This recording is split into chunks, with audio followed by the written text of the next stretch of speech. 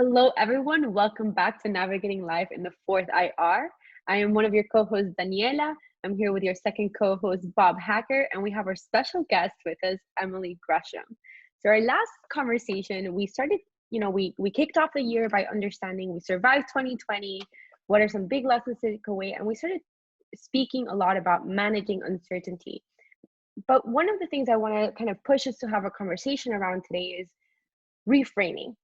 Google just released their, they released at the end of 2020, the trends for 2020. 2019, the most query was made around how to do this, how to boil water, how to make recycled paper. And for 2020, the trend was why. Why has toilet paper run out? Why does COVID exist? Why are schools closed? And I think this really reflects an interesting shift in, let's call it, global society to want to probe and ask questions. And I think that was a little bit of a beauty of our global pandemic, is it's forcing us to understand that to navigate life and to really be responsive to the systems and the challenges that new society is facing, we're going to have to reframe the questions we're asking. And so maybe we can start by, I love to ask Bob and Emily, what is reframing? How do you interpret it? How do you interpret that? Okay, the way that I teach it is that reframing is to change a key assumption in the problem or in the decision. Okay. And then the question you should ask yourself is, what's the key assumption? And the key assumption is the basic premise or the fundamental principle that needs to be understood to appreciate the problem or the solution. Okay. So for example, when you talk about your 20 trends from Google, if you look at the 20 trends, what you notice is 18 of them are negative. Only 2 of the top 20 trends are positive.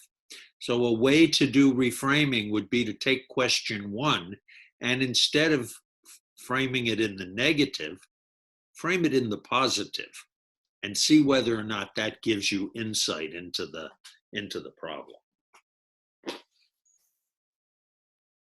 And Emily, maybe we can start thinking why is this so important in the first place, right? Why? Yeah, so I think I use reframing as a tool to almost get unstuck. Sometimes I get stuck because I don't, for example, I mentioned the last whatever it's called episode that I would call hacker periodically and say the world's ending. Right. And so I understand that if I started my day with the world is ending, so why bother? It might not be the most productive for me. So I like to reframe that. Okay, Emily.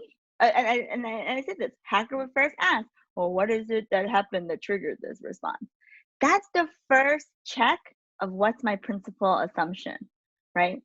And so I feel that reframing is such a powerful tool to almost shake you out of whatever you think is happening and actually begin to activate your system 2, which is a slower, more logical, good friend in problem solving. It actually makes me think of one of those topics that was brought up in our last episode was, ask, you don't know what you don't know. And part of it is it comes from thinking first to understand what I know and what I don't know. And I'm wondering why is that such an important attribute or, thing to have to be a value adding employee, family member, human being to society? I mean, okay, so first, this notion of you don't know what you don't know. It goes back to this whole problem that society rewards you for knowing something, for doing something. And so most people are afraid to admit that they don't know. First, some people are afraid to admit what they don't know. But second, sometimes there's a whole group of people that just don't know what they don't know. And so they assume they know it. So, for example, I don't like to read instructions. I just don't have the patience to do it. I just assume I know how to put together a shelf. I have suffered from the consequences of thinking I know how to do that. Because as it turns out, I will be missing a critical piece of the instructions that then made all the whole shelf fall down. Like, I have done that so many times. And I always ask myself, like, would you have spent less time if you read the instructions than if you just now have to re-put it together? So I think that's just like a basic, consequence of when you don't know what you don't know, or when you skip over something because you're impatient or whatever. So, but the point of the matter is, not knowing what you don't know is a great way to then start saying, well, what do I know? And then you start identifying the gaps. And as you identify the gaps of your knowledge, it opens up the world to different solutions, different ways of looking at something, learning something, engaging someone else, and filling those gaps for you. So I always answer, now in my adulthood, if I don't know the answer to something, I just say, I don't know, because I don't want to mess it up, right? I don't, like, God forbid you think you know how to bake a cake and you work at a bakery and you're like, I got this. And the next 15 cakes you bake are unsellable. I think the other thing too, Emily, is that as you get older, you assume more authority, you have more responsibility. So if you don't know what you don't know, the consequences become more and more grave. And so, the lesson here for the students is to work on Emily's example and start to learn what you don't know, so that when you're, responsible, you're very comfortable in that concept. Yeah, and I think to also, like, when you're trying to pursue understanding or identifying what you don't know, reframing the question that you're asking also allows you to, like Emily was saying, get unstuck. For me, it's about creativity as well. Like, maybe if no one has asked the question in this way, it's why we keep doing something the same way we've done it for 100 years. And I think there's an importance of, it's a practice, right? Constantly, we continue to say this in various episodes. We're talking about concepts that take a lot of practice, right? That they won't come out of nowhere, that sometimes we're not going to feel comfortable. And reframing the question is a discipline. You've got to start practicing it day in and day out. For those that might be wondering where to get some information on this, design thinking is a great place. That was a great introduction to me as a student into the concept of reframing the questions and reframing the problem. So that'll be like a great resource for those wanting to Google something while you're listening to us right now. Mm-hmm. And IDEO has really good writing on that subject. Do you think that there's a lot of biases that start to come about because of the way we reframe questions? Or do you think that right now it's reframing the question is a great way to fight our own subconscious biases? I would have said reframing is a way to overcome the inherent bias that we all have. It's a good way to test our assumptions. Right. And I actually think, like, I almost think the opposite. I almost think, like, reframing, for those of you who haven't practiced it, right? Novice. Reframing can be a dangerous tool because you're not actually reframing it. Like, you can think you're reframing it, but you're not actually doing it. So that's when you can, like, sort of do your own biases. Your biases kind of take place. So it's like, I think to myself, okay, my parents wanted me to be a doctor when I was younger, and I really didn't like biology nor blood, so that was not going to happen. But I didn't know what to do, right? So, like, my problem wasn't how am I going to be a doctor. If I started with that framework, right, I'm screwed, because I hate biology, I really hate blood, I really don't want to do anything that involves, like, the human body. It's not going to work out for me. So what I did was I reframed it based on the assumptions, my analysis assumptions of my parents. For example, I thought, well, why do they want me to be a doctor? Oh, I think it's because then they could brag, right? And then that made me mad at them, like, hey, you should be able to brag at me as I am. But that was like that. So then I was like, okay, maybe they want me to make a lot of money. Maybe they just want me to be successful. Maybe they saw like something, da da da. So let's say I picked, they want me to be successful. Okay. Successful in making a lot of money, because that was important to them at the time, making a lot of money. All right. What other jobs make a lot of money? And remember, at 17, I had a very myopic view of the world, very, very narrow. And also, this was before Google, so I couldn't just Google it. So I was like, well, a lawyer makes plenty of money, and I love arguing. And so it was like my favorite. And so I started to tell them and introduce them to this notion of lawyering. And here was the secret. At 17, I discovered I really love English. And what I really wanted to do was be an English teacher, because I thought I was passionate about English. Therefore, I should be an English teacher, right? Fake news on the passion. But anyway, the point was I had to convince them that being an English major in college was okay. And so the way I did that was I said, hey, do you know most lawyers were English majors? That's why I'm an English major, because I want to be a lawyer. And that might have been a lie as to my motivation, but it was the truth, and it got them off my back. You know what's interesting, Emily, is if you and I had been talking back then, I might have said to you, well, what kind of a doctor doesn't deal with blood, right? True. And you would have found psychiatry, and you would have been a great psychiatrist. I could have been, except, there is this problem that you and I always talk about, which is, so Bob's strength is he's a maximizer. He loves to like frame things in the positive and push you towards things, and he has infinite patience, great teacher. And I am like, how come you don't understand that yet? Right? And so I have that impatience. And imagine a psychiatrist being like, You'd have founded your own school of psychiatry. Yeah, I would have been completely bananas. I think, but the point of the matter is, you're right. There's another way to frame the question, but I definitely reframed it with money. But that's the beauty of reframing, right? You get unstuck. You get to come up with new solutions. Right. It's a good example.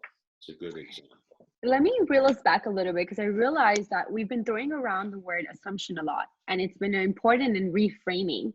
Can we start by defining what is an assumption? Yeah, hacker. Bob, what is an assumption? It's a basic premise that is assumed to be true for the argument or the logic to hold together. All right. So in science, they talk about fundamental principles.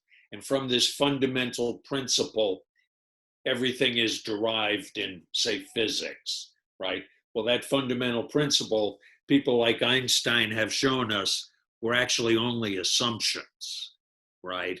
And science has been gradually, let's call it, updating its assumptions in areas like physics. You know that famous saying, like, don't assume because you make an ass out of you and me? I don't know if you've heard that saying, but that's a saying.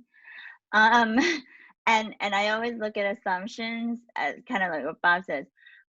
In order for what you're thinking to be true, you have to have some fundamental beliefs already baked in there. Exactly. And those fundamental beliefs are your assumptions. Right. And I think this is why I wanted to make sure we defined it, because as we're telling our audience, right, our different entrepreneurs and students and community about reframing the problem, they have to be conscious and aware of the assumptions that they're making when they're reframing the problem.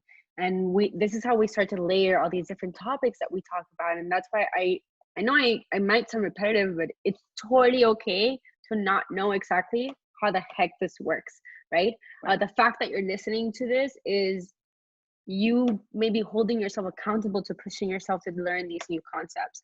So, read more about assumptions, read more about reframing the problem, maybe through the IDEO. So on that note, I would love to ask Emily and Bob, like, for those students or individuals that would like to, dive deeper into reframing the problem, or what are assumptions, and start familiarizing themselves with these concepts, what would you recommend?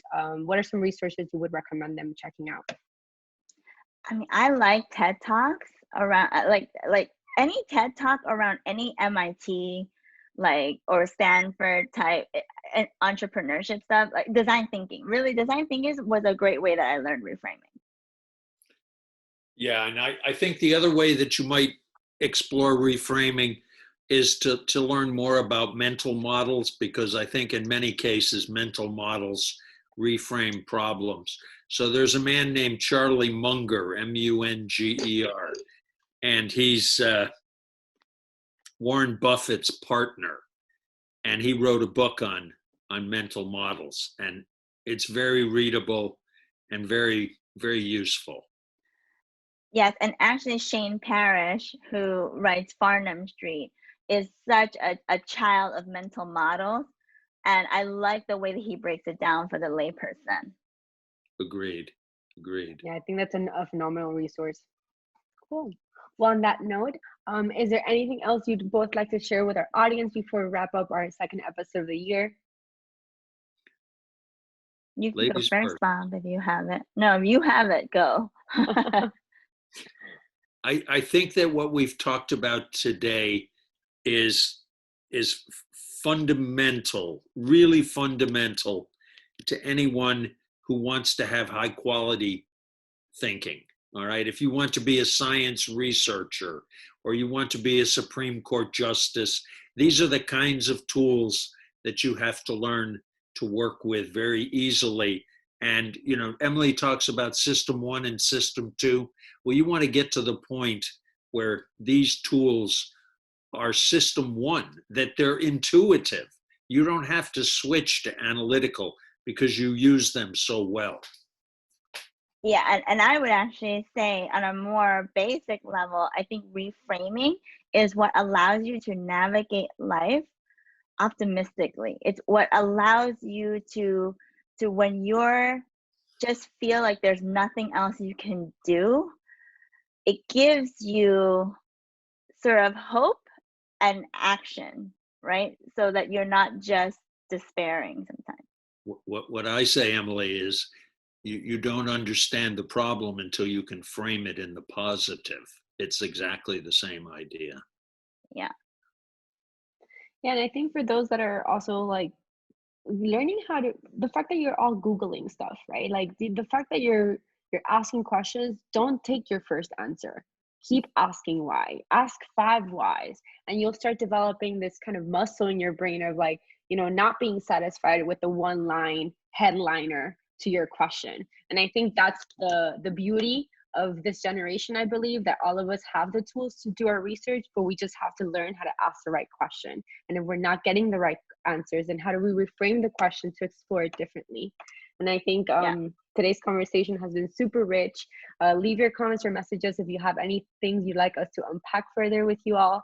And thank you for checking out Navigating Life in the Fourth IR. Thank you, Bob. Thank you, Emily, for today's great conversation. Thank you. Thank you.